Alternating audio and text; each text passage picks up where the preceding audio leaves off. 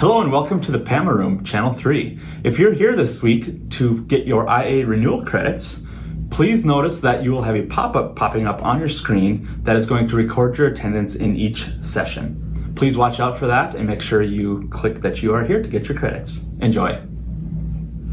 Good morning and welcome to day 2 and the first session of today, Fundamental Electrical Systems, presented by Tim Gaunt. Take it away. Well, good morning, North Dakota. How are we doing today? Tim Gaunt here, from Director of Product Support from Hartzell Engine Technologies in sunny Montgomery, Alabama. So here we go. Hey, it's great to see you all this morning. I can't remember exactly what city we were supposed to be in this year, but looks like we got a little bit different setup than normal. But we'll pursue. We'll get through it. No big deal. So I'm glad you all could make it. Some of you I know probably were in the presentation yesterday. If not, it doesn't matter. It's the introduction part, and all will be the same. I'll go through that again just so everybody knows where we stand. I want to thank North Dakota, the Aviation Council, for the invitation to do this in the first place. It's one of the things I thoroughly enjoy about my job is going out and doing these things. In this case, I haven't been out of the office since March of last year.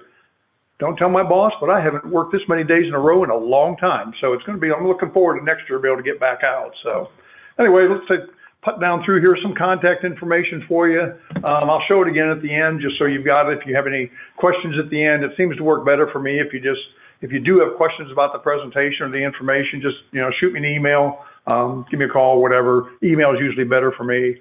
And then we can just kind of move on from there. So that's some contact information. I'll get you some at the end. And also, I got to say this, I said this yesterday, but I got to bring this up because, everybody you've had a presentation from, I will guarantee you has said you have to use approved documentation to do the work you're doing and things like that.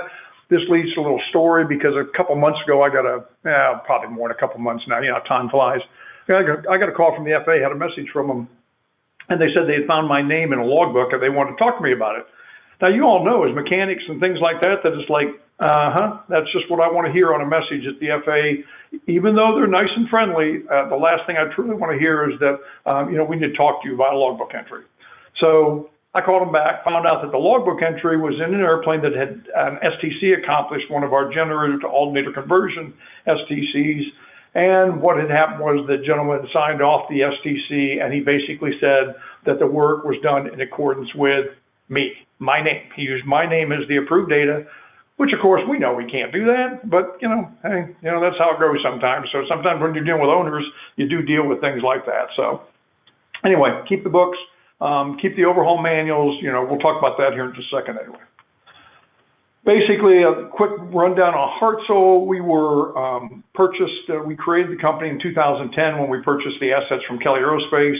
And since then, we continue to just add different product lines and things like that to bolster the engine side, the engine component side, alternator starters, turbos, things like that.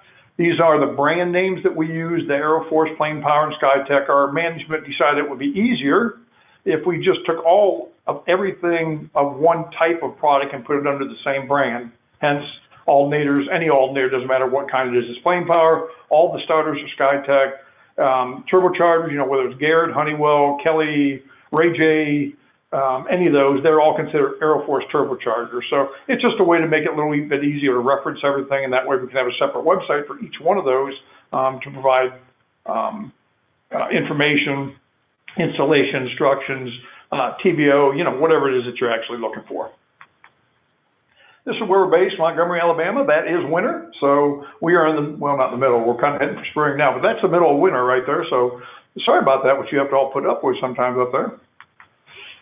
Aftermarket support, our manuals that are published are available through ATP, the Aircraft Technical Publishers, electronically by subscription. So if you've got a subscription, you just add our manuals onto it. We do not have manuals for every product. I'm going to tell you right up front, we have some products that are considered, in a bad word, throwaway. Those throwaway products would be the SkyTech series, the Plane Power series, that there's no overhaul, there's not even any repair on them except what might be required under ICA. So you have to think about that, because if you got a guy that is operating out in the middle of nowhere and he wants to be able to pop a starter apart to fix it, he probably needs to go with something other than the SkyTech, because there's really nothing to take apart and do. There's no parts available for it. There's no manuals. So if he needs parts, you're basically buying another starter anyway. So if he's really in that kind of a situation, stick with one of the older style starters that can, you can take apart and fix. Okay, just to jump into starters a little bit, you can see there's all kinds of different ones, all the different names. They're all considered SkyTech brand starters. Historically, I'm an old guy, so I like to do historical stuff. So this actually came about from this gentleman named Kettering. And what happened was Henry Leland was the president of Cadillac back in the early 1900s. A good friend of his was killed by hand cranking Leland's wife's car, and the engine kicked back, the crank came back, hit him in the jaw and broke his jaw. He died. Back then, I guess in 1900s, they weren't they weren't as good as the medicine as they are now. So he died from that. Leland was pretty distraught about it. So what he did is he contracted with this Kettering, and this Kettering guy put together a team of people, and they patented the first electric engine starting device. And you can see there in 1915. They later went on to become Delco. And of course, Delco is huge. They were huge in the aviation industry for years and years, still big in automotive. I mean, they've been around forever. Well, actually, since 1915. What's starter motor? Nothing but opposing magnetic fields. I mean, think about it. You're basically taking two magnets. When you were a kid, you took two magnets and you tried to put them together. And as long as you went north-south, they'd stick right together. If you went north-north or south-south, you could not push them together unless it was the weakest of magnets. That's your opposing forces. So what we do is if we take an armature winding and a field coil and we run current through it, depending on how big the wiring is, how heavy that wiring is on either side, when we run current through it, we create an electromagnet. Those two magnets oppose each other and it causes the motor to turn, just like when you try to put those two magnets together and they would kick apart. So that basically is how the starter works. That's all there is to it. Of course, we got to convert the electrical power into rotary motion. That's all that it's actually doing, right? You're taking that electrical current into the field and the armature and converting it into rotary motion. Two types. You've got permanent magnet starters or wound field coil. Wound field coil were all the old style starters. Well, I shouldn't say that. There are some new styles. The SkyTech NL is a wound field coil, but basically it was the older generation starters. The permanent magnet starters came about, which allowed people to start thinking smaller. And so that's when we started getting away from the giant old Prestolites and the big heavyweight starters and started thinking more on the smaller side. Permanent magnet starters have their place. I'm not the biggest believer in them across the board for everything. To me, the operation and how you're going to operate your airplane and the conditions it's in, that depends what type of starter you should have.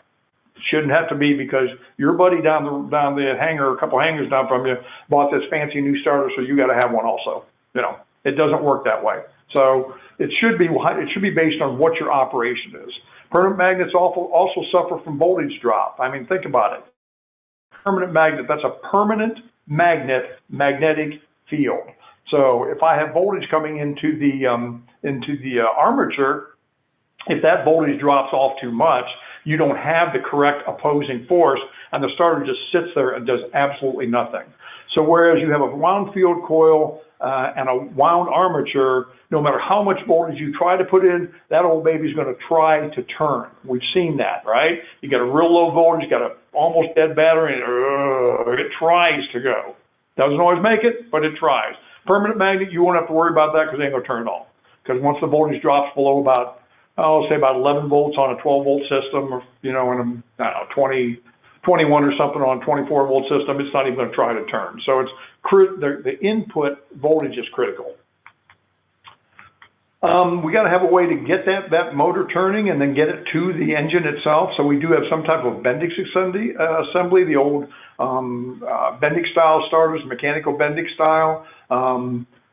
They had their difficulties, but they had some benefits to them also. And of course, everything now on the later model starters is more the solenoid, an electric solenoid type that engages the pinion gear into your ring gear.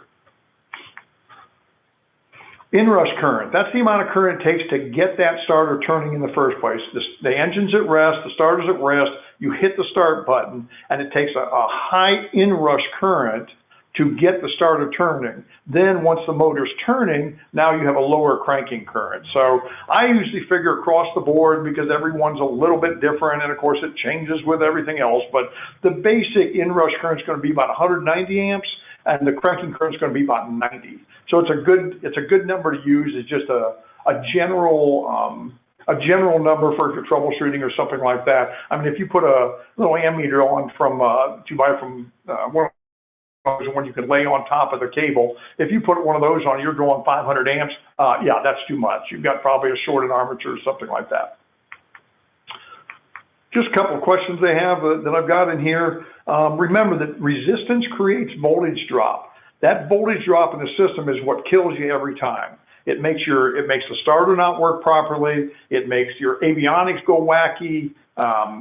Everything expects to operate on a certain voltage plus or minus. If you have a high resistance in the system because you've got a bad master contactor, a battery contactor, a cable, a terminal end, whatever, that resistance is going to drop voltage at that point. So you may have 12 volts going to it, but you've only got 8 volts coming from it. And when it goes down to whatever component is trying to operate, the component doesn't operate properly.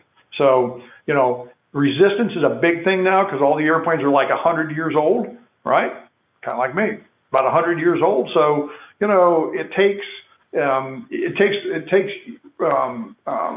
effort on your all's part to make sure that the connections and all that are resistance free as much as you can do it.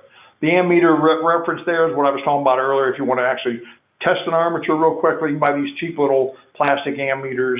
It's an inductance ammeter. You just stick it on top of the wire. This is always one that gets me. We have a lot of people call and they say, I need to buy a starter for a blah, blah, blah. You get old Piper, say 140 or something. It's got old 320 in it.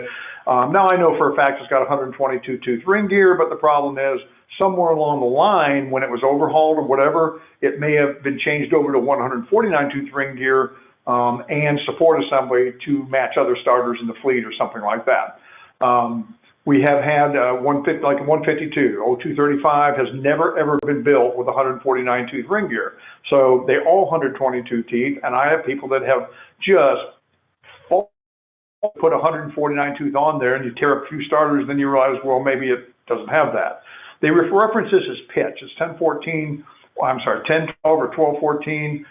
That's a computer, it's an engineering formula, means absolutely nothing for us. We also talk about, squared off valleys and rounded valleys and blah, blah, blah, and V shapes and all this kind of crap. It's a very simple way to determine how many teeth, what starter you need, and how many teeth are on that ring gear. Count the teeth. It's pretty simple. If you get to 100, assuming you can count to 122, if you get to 123, I'm pretty much going to guarantee you've got 149 tooth ring gear on there. So it's the simplest way, and it's a guaranteed way that no matter what app guides or anything like that say, you're getting the right starter for your installation. You can't even go by the what's on there now, because with a lot of the old Preston Light starters, it was nothing to just change the front end of the starter, and you go from 122 to 149 or vice versa, and the part number then does not relate to the actual number of teeth that starter would have originally had. Engine kickback. Engine kickback will just destroy starters. I mean, it just does. It's the way it is. Kickback event can happen in 33 milliseconds. So it's not these kind where the engine's cranking one way and then all of a sudden starts turning the other way for a little bit. You may not even, in fact, you won't even see this, but the load that you'll put on the starter is just absolutely tremendous. Usually it'll bust the pinion housing somewhere. It'll crack the starter right off the engine. In fact, I had a gentleman call me one day and he said his starter was going woo, woo, woo, when he tried to hit it. And I'm thinking, so we went through the normal troubleshooting, did all that kind of stuff. And I said, I don't know what's wrong. I said, just pull the starter off. Let's take a look at it that way. So he takes the cowling off, calls me back and says, I think I found the problem. He said the starter is laying in the bottom of the cowling. So yeah, that's probably the problem. That's probably why you were hearing woo, woo, woo, and it wasn't actually engaging, because all I was hearing was the motor spinning. Basically, it had a kickback, crack the pinion housing itself, and just dump the starter right off the engine. So yes, it can happen, and engine kickbacks are a violent event. There's a kickback that broke the Bendix drive, just snapped it and made a crack that Bendix drive with the old style. And here's a classic one of a kickback on a 149 NL series starter. You can see the crack running right down through the body of it. Because it's an NL starter, the NL starter is warranted against kickback, so this would be a warranted condition on this particular starter. Not on some of the others, but on this one it would be a warranted condition.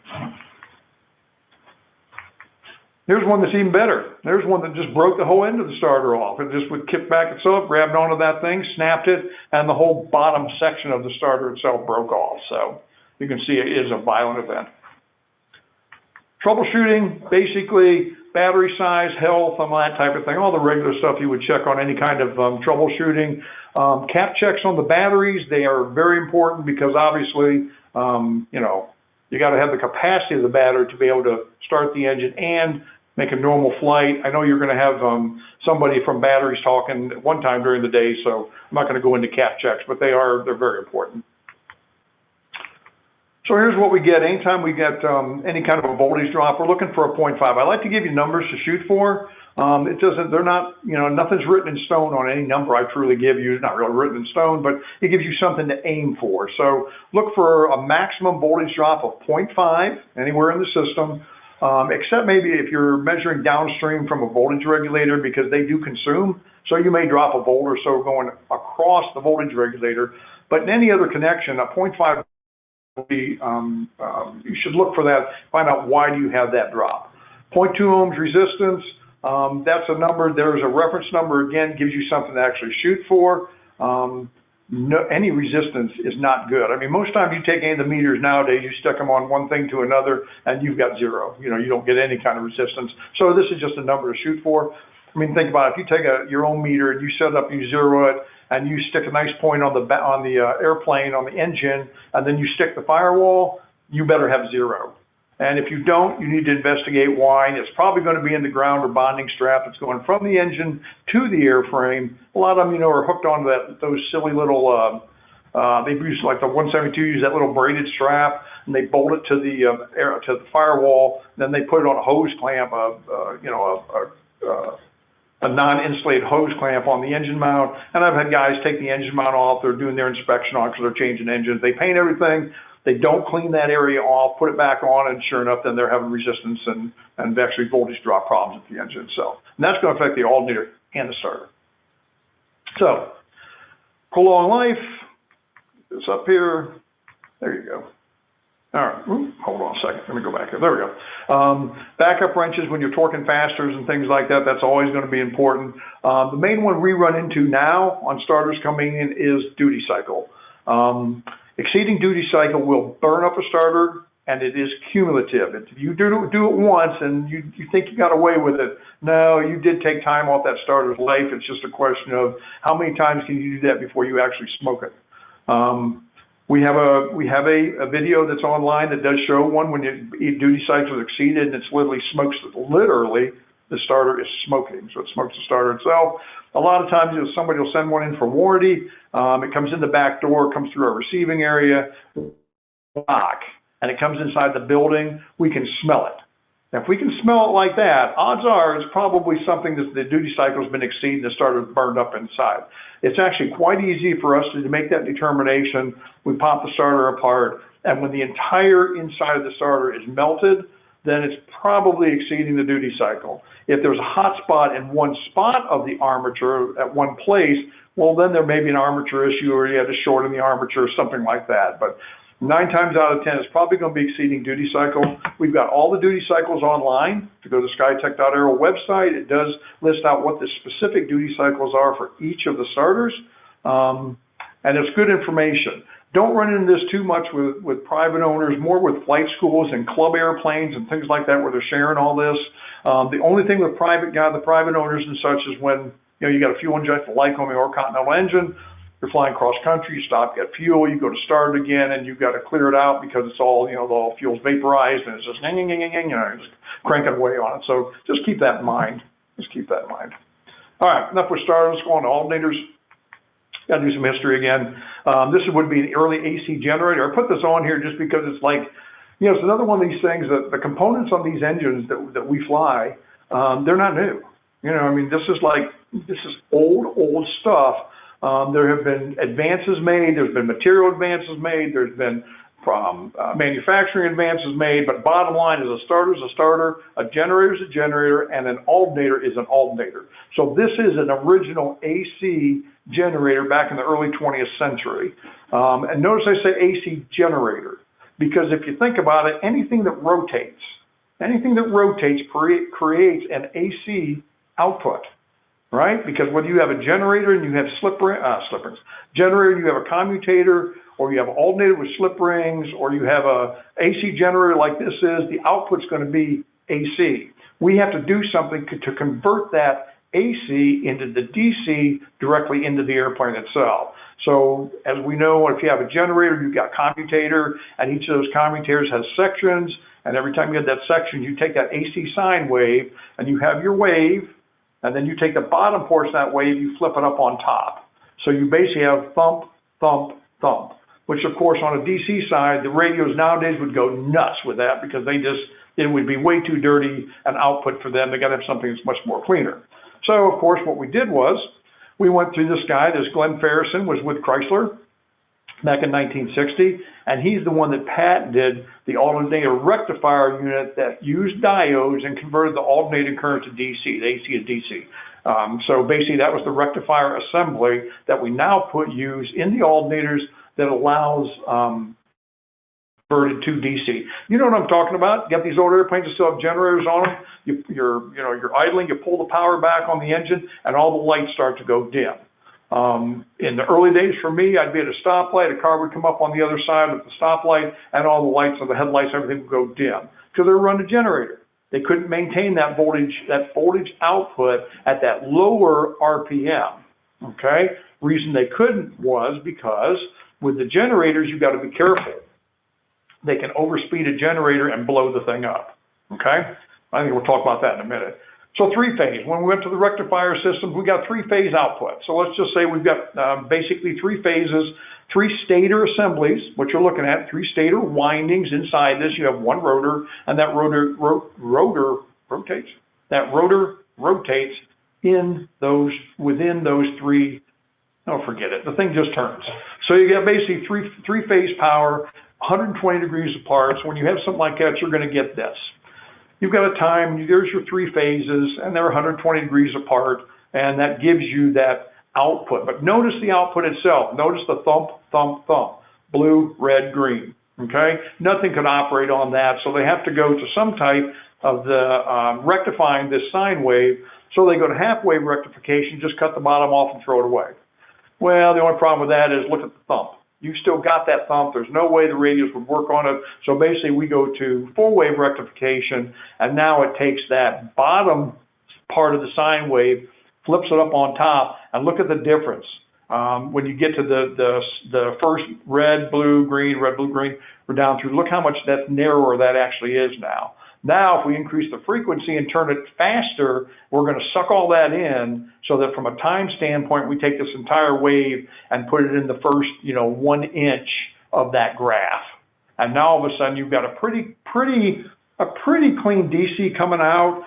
It's what they call pulsating DC. And if it's still a little too dirty for some of this very sensitive electrical equipment, then we may put a filter on the outside. Plain power alternators all have filters on the inside. So they've already filtered this thing. But a lot of the old Fords, you'll see a lot of the old Ford alternators, they have that little capacitor, that condenser that's right on the output, and that's what that's for. It kind of just smooths off that top edge. So we had generators and alternators, and generators, their main problem was the low terminal RPM. They just can't turn very fast. If you turn them too fast, because of the mass, I mean, think about it. Generator this big and that big around for a 50 amp, an alternator, 50 amp alternator is like that big. So the generator can't be turned fast on the high end, which means it has to turn slower on the low end. It just is forced to, because it's limited on that high end side. Alternators, all of our alternators, I think the old 8,000, everything we do now is tested at 10,000 RPM. Now remember, 10,000 RPM, if you take a regular aircraft right now and you got an airplane running at I'm going to use a RPM of 2,500 RPM on the engine. You typically have a 3-to-1 ratio between the engine drive, right, the support assembly, where the belt is, to the alternators. So 3-to-1 at 2,500 RPM would be the alternators turning at 7,500 RPM. So you can go faster, you can go slower, but basically that's where you're going to be your basic is 3-to-1. Common products. Ford, this is the first two are always funny because Ford and Chrysler are not owned by us. And of course everybody thinks they are, but they're not. Ford is still owned by Cessna Aircraft. This is the old DOFF series. Cessna does not know they own these, just like Piper does not know they own the Chryslers. People will call up and they want like ICA information or overhaul instructions or whatever on either one of these products, and I have to send them back to I have to send them back to Cessna and to Piper, and of course they call Piper or Cessna and they usually say they have no clue what they're talking about, and they send them back to me. So it's one of these things that they don't even remember they own these things anymore. But with the way things have changed over the years, I'm not really surprised. So you have to use the OE or the IP, the intellectual property holders data, to do any work on these units. We can't supply it. Okay, so there's a good company up in Akron, Ohio. It's called ESCO, ESSCO, and they do reprints of manuals and things like that. So you can actually get an overhaul manual for the Ford and for the Chrysler from them. If you have an old Piper manual, like the old 140, the old PA28 manual, the overhaul instructions for the Chrysler alternator are in that manual. They used to include them in the manual. We used to include a lot of things in manuals, but over the years, that's kind of like gone away. So then there's the press flight alternators, then Hartzell has its own S series. And of course, then there's Jasco and Plain Power, and we do own all those. So it is we do have the IP and all that for it. That's a Ford alternator. You all know what those look like. And there's a typical Chrysler. Notice that that's what they call a square back. See how the diode rectifier assembly is on the back there? That square section, that's called a square back. The earlier ones are what they call round back. It's all incorporated inside. You don't have that on the outside. Notice the circle, the red circle. Look at that bushing. That bushing is all walled out. The reason that bushing is walled out is because the alternator is loose. When the alternator is loose on there, it's not going to work too well. It's going to rattle things around, tear things up, and that's a clear indication of an installation either not torqued properly or something else was going on because it obviously was loose on the mount. There's a press light series. Notice this one has the F1 and the F2, okay, which is important. This is one of the Cirrus Alt 2s. This is the 657-199. This is the one that's up front that for some brainiac, when they put this thing, when they created this situation, made it so you have to take the pulley off just to get the alternator off. I mean, it's just pretty silly to me because if you take the pulley off, you're leaning yourself into other possibilities because now you got to put the pulley back on. You got to get it torqued and everything else, and that can be difficult on these smaller units. And then the old Jasco, if any of you are out there running Jascos or things like that, good alternator, it's just old style. This is considered a lightweight alternator, but if you think about the generators it's taken off of the old geared 480s or 435s, the radio engines, things like that, those things were huge. So in retrospect, this alternator is a lightweight alternator compared to the original installation. Plain power, that's typically what a plain power looks like in general. This is alt 1 on a Cirrus type aircraft. Notice it has one field terminal, the circle at the top, and notice the bottom has got the cooling snout coming out of there. And remember that cooling snout does not, you don't have air going into that. You have to have air pulling through that because that cooling snout goes down below the baffle that's on the engine on a per mode engine, goes down below into the low pressure area, and that low pressure helps draw air from the back through the diodes that you can see there, the rectifier assembly, through the alternator and out through that snout. Difference being, on a 9610, which is the sister alternator to the one you just saw, it has two field terminals, and it has that rubber ducting on the bottom on that snout.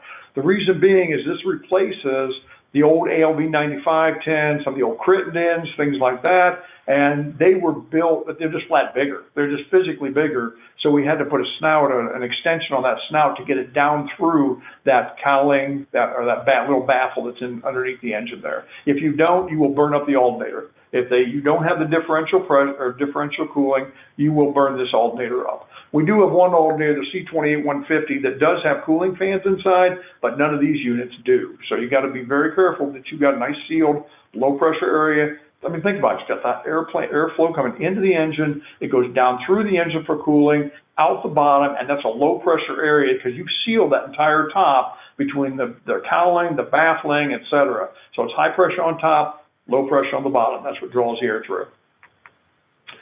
Let's see here.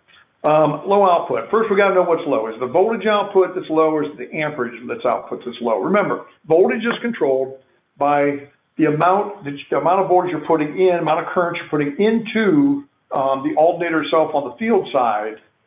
Amperage is controlled by demand from the bus. So I can have good voltage and no amperage output. I can have lousy voltage. I won't have an amperage output, but you can have lousy voltage. But the voltage is always the speed of the alternator and the input from the regulator. So the regulator only controls voltage. It does not control amperage. The bus itself controls amperage. So the more stuff I turn on, the more load demand I have, and the alternator will output as long as it's within its 60 amp rating or whatever. As long as it's in its rating, it will output properly, and the voltage regulator will maintain the voltage at whatever it's supposed to be set at, whatever you set it at, when you're working on the airplane. Basically, this is no. Come on, get up there. There we go. This is another one of those things where it's a bunch of numbers that, they're good reference numbers, but they don't mean that much in real life.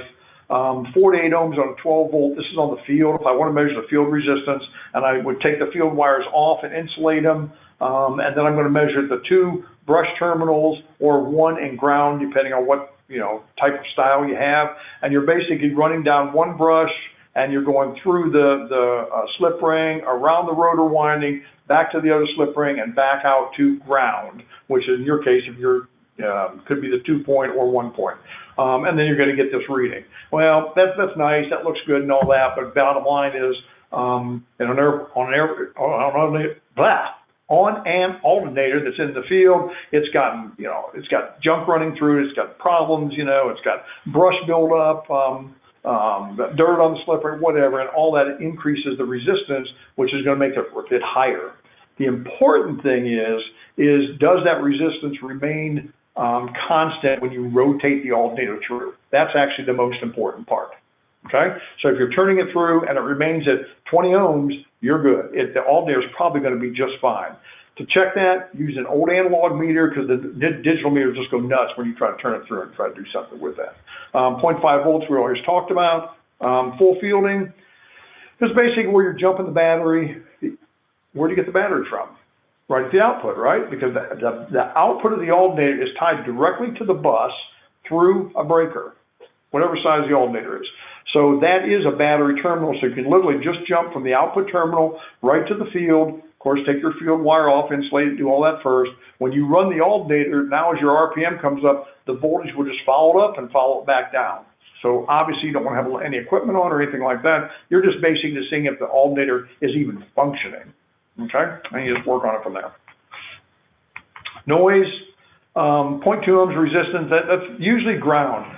The ground's the biggest problem we have now. I mean, think of the headphone jacks in the airplane. I mean, how many times has somebody plugged into the headphone jacks over and over and over and over and over, and they just get loose, and then they don't have a good ground, and then you get scratchy radios, and you get just annoying. You get annoying things. The other one is toys.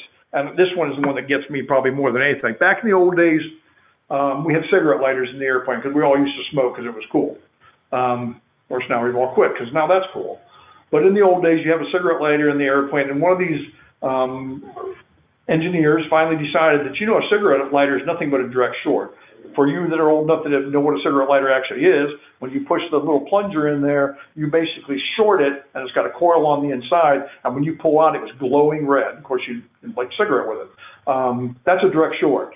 So you are telling me that in an airplane, you have a direct short on purpose. all right? And then they found out there's actually no protection. So the only thing protecting it was the idiot that's pushing it in and then pulling it back out. So of course well, no, we can't have that. So they basically said, pull either disable and pull out the cigarette lighters, or put some kind of, they came up with a kit or something, you could put a, fuse or something on them. Most people just got rid of them. Well, guess what? They're all coming back now. They are now considered power ports, alternate power ports. And the people plug everything into them. They iPads, computers, kids' games, phones, whatever else they plug into these things, and none of that equipment, probably in most cases, I would about guarantee, none of that equipment has ever been tested for how it's going to affect the rest of the airplane electrical systems as far as what is it emanating. What kind of a field is it emanating? And you got it right there by the radios and everything else. So, sometimes just unplugging that kind of stuff, you'll find out you'll have one that's pretty noisy and it's causing some of your problem. If you want to check the AC on a system, just basically take your own voltometer, stick it on, put it on AC, stick it in that alternate port or on the bus or something like any place on the bus, and just read your AC. You should never have more than 1 volt AC, and you'll come nowhere near that. If you've got more than a volt or more of AC, you've got a bad rectifier, a bad diode. What we call diode leakage. Let's see here. Oh, yeah. Remember, an energized alternator is just nothing more than an electromagnet. When it's turning, you are creating a field inside that alternator. So if you want to think about that way, it's a real easy way to troubleshoot it. Just turn it on. You don't even have to run the engine. Just turn on the battery, turn on the alternator field switch, and you are now running power current through that field coil and back to ground. So I am creating a magnet. So if I was to take a hacksaw blade and lay it on top of that alternator, I will be able to feel a slight tug if I'm creating that field. So if I'm troubleshooting and I feel that tug, but I have no alternator output, logically you got a bad alternator, because the stator side, the power side of the alternator, there's something wrong with that. It's not producing. So you're probably going to be changing the alternator. If I have no tug, you're getting no current down to the field of the alternator, which means it can't create a magnetic field. So logically, work your way back upstream and find out where'd you lose it. You have input into the regulator. You have output from the regulator to the alternator. Where are you not getting your current flow? Standard practice. This was something that the M0 standards practice manual for Continental. This is for the gear drive alternators. Continental, I should say, the FAA created a SAIB. It's a safety airworthiness or information bulletin. It had to do with installation of these gear drives on these per mode alternators, these gear drive alternators, the gear coupling, and it is critical. They've gotten the manual is great. It's much better than SB 11.3 or the old SB 95-3 was, as far as telling you what to do and what to look for.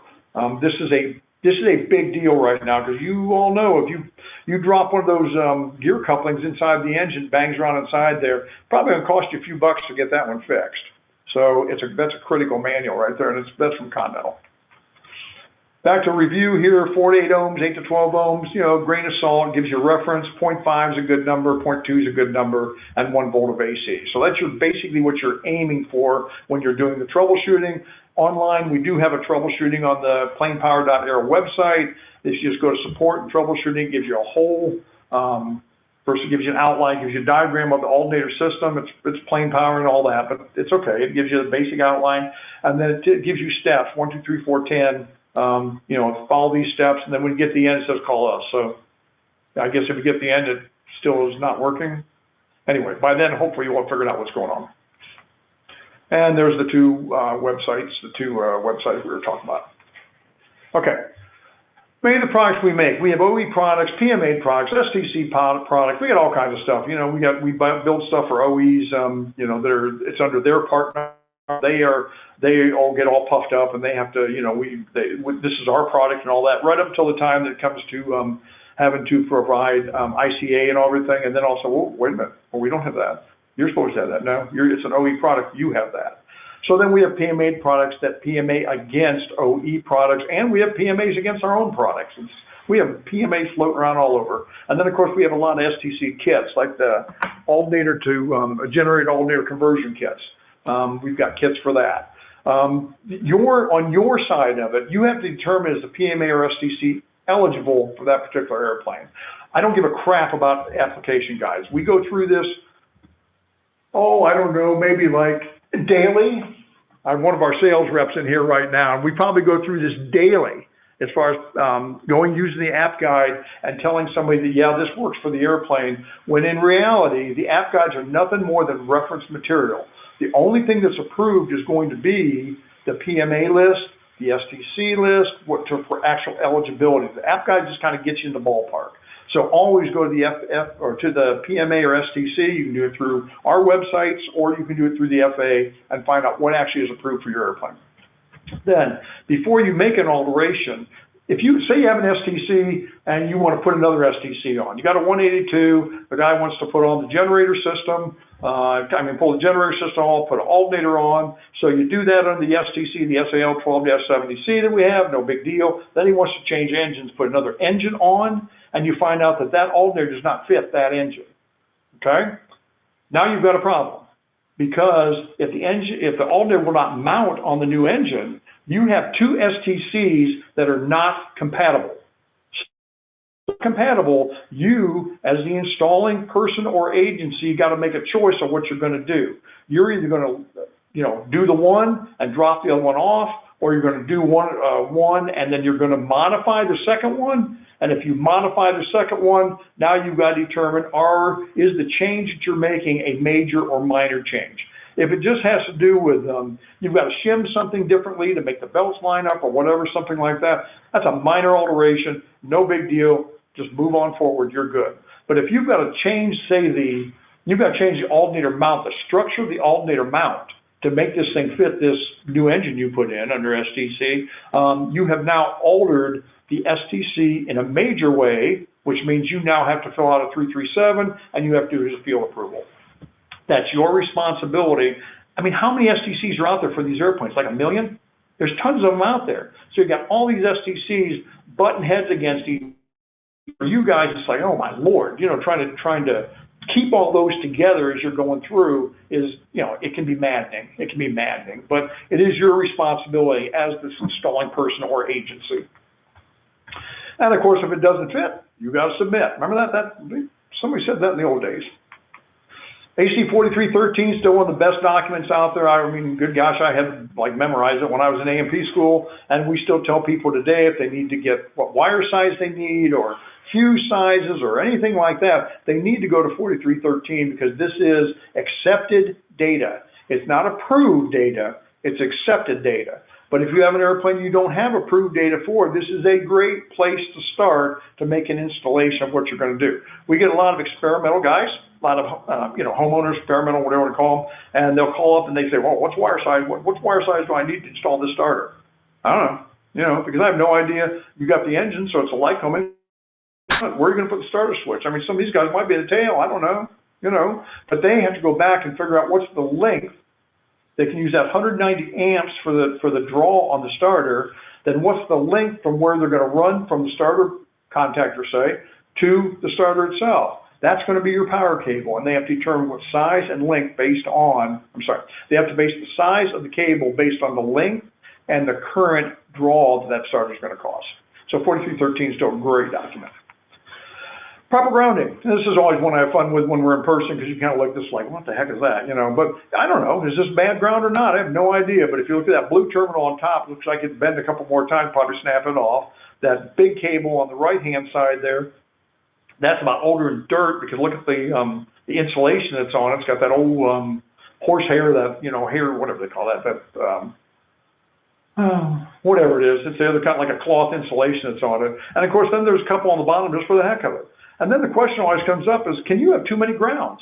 I mean, think about it. Everybody for the last 50 years as this airplane's been there has added a piece of equipment and added a new ground, and added a new ground, and added a new ground. Can you have too many grounds?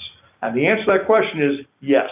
If you mess up these ground paths, you can create a parallel ground path, and that ground path will actually cause more problem than grounding the airplane properly. You really only need one. I mean, you may have a few, but, you can't get too overboard with it. And since we have no idea what this is, it's like, why are all these wires coming into this connection? Okay? So you've got to measure that and find out. check the terminals, see what the voltage drop is, not the voltage drop, see what the resistance is across the terminals to wherever these things actually go. You may have better, just because they look bad doesn't mean they are bad. This is that SAIB I was talking about, alternator drive coupling. Pull this out. I'd take that number down if you do per mold engine alternators. This is a big deal right now, and it's way high up on the old flagpole with the FAA and that type of thing, and the lawyers. This is big with the lawyers right now. So you want to make sure you're doing everything in accordance with, and you're going to do it in accordance with that M0 manual. This is the gear face coupling. This is what I talk about with a per mold engine. Once you have the coupling installed properly, what I recommend is you take that alternator, take a touch of Prussian blue. It's that blue, real thick dye. Doesn't matter if it's Prussian blue, whatever kind you got, that blue dye, and put a dot of it right there on that gear. And then install that alternator, put a couple nuts on it, just snug it down so it's tight, take the prop, turn the prop through by hand a couple of times, take the alternator back off and look to see where that gear is tracking. And I'm talking about the alternator drive gear on that face gear, which is what's in my hand. Okay, that's the face gear, the engine face gear. They should be tracking in the middle to the outside towards the nut, never towards the inside towards that elastomer. If it gets tangled up with that elastomer, it's going to peel pieces of that elastomer off. That will drop down into the sump, and that gets picked up in the oil system. If it doesn't get screened, it can end up in the oil delivery system, which can plug up something to a critical component. And if you read that SAIB, that's exactly what happened. And they blamed it on incorrect gear coupling installation. So it's a critical component. The other part of it is if you push that gear, if you figure that alternator is on the left and you push it in towards that face gear too far, you're actually putting that shaft, that rotor shaft on that alternator, you're putting it in a bind. So every time that it turns, instead of just turning free, it goes whoop, whoop, whoop, whoop, whoop, whoop, whoop, because you're actually bending that shaft every time that it's turning. And you all know if you bend that metal long enough, I don't care how big that shaft is, it will fail. And now that gear coupling is going to come off, it's going to drop down inside the engine, and of course it's going to bounce around in there and just create all kinds of havoc inside there, and that's going to be 35 grand to pull that apart. And that's assuming it doesn't come out the other side of the engine. So, you know, not a good situation. These are some parts that came off of one that was in pretty bad shape. Notice the shaft. There's a top part of the shaft, the bottom part of the shaft. You can see them there on that top part. Look at that. Look at that. The Woodruff key slot. All right, that Woodruff key slot is worn out. It is not worn out after the alternator broke. It was worn out before because you had a pounding of that gear coupling on that Woodruff key. And that Woodruff key was getting slammed back and forth because the coupling was loose. Okay? If that coupling's loose, it just beats that shaft to death, and we can see it right there on that Woodruff key. Notice the arrow is pointing to the thrust washer. That's a bimetallic washer. It's got like copper and babbitt on one side and just metal on the other side. And of course, you always you replace that thrust washer when you take one of these alternators off. I don't care if you take it off because you just put it on and you don't like the looks of it. If you take that coupling back off, you change that thrust washer. Because on that babbitt side goes towards the alternator. On that babbitt side, once you've torqued it down, clamped it down, clamp up, that type of thing. Once you've clamped it down, it takes a set. It's like it mushes out that copper, that babbitt.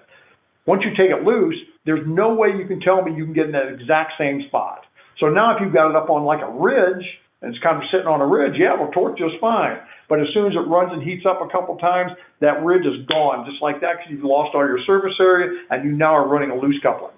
So it is dangerous. You've got to make sure that for $15, don't be so cheap. Tell your owner you're going to buy it, you're going to put another one on there where the legs are not. This is a picture that came into us. This was this is a gear coupling. This is so wrong. I can't even tell you how wrong this is. Notice the cotter pin.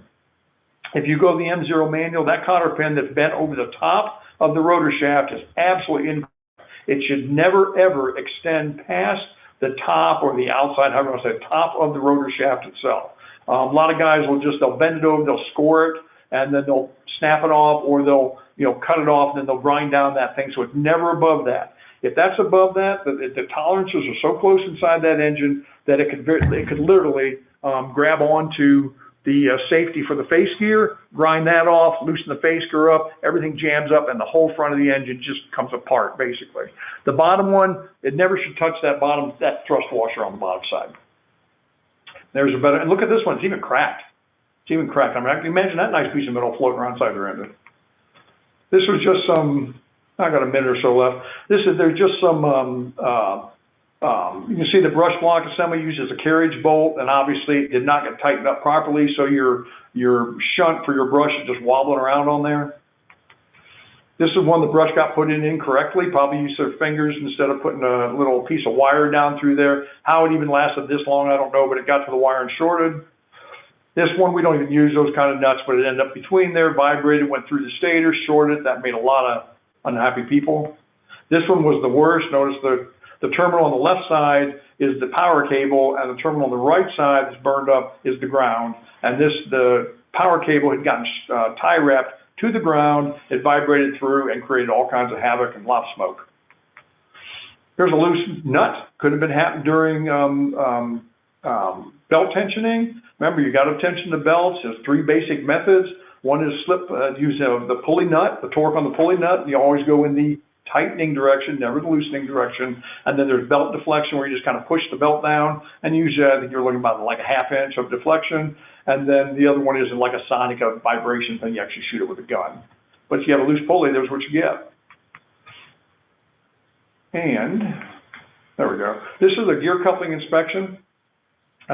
We actually have an ASB out on this that we want you to inspect those nuts. I think you should do it every time, but forget the ASB. You should always make sure that that nut is flush against that thrust washer. There's enough plus or minus tolerances in some of the nuts themselves that secure that coupling that it's worth checking, and it's worth checking. And online videos we've got, there they are. You can just basically go to our Hartzell.aero website. They'll show you the videos. And I appreciate the time. I think I'm right on the button now, maybe a minute too late. So I'll be back with you here in just a little bit. We'll do the turbocharging stuff, and we'll move on from there. Thank you very much.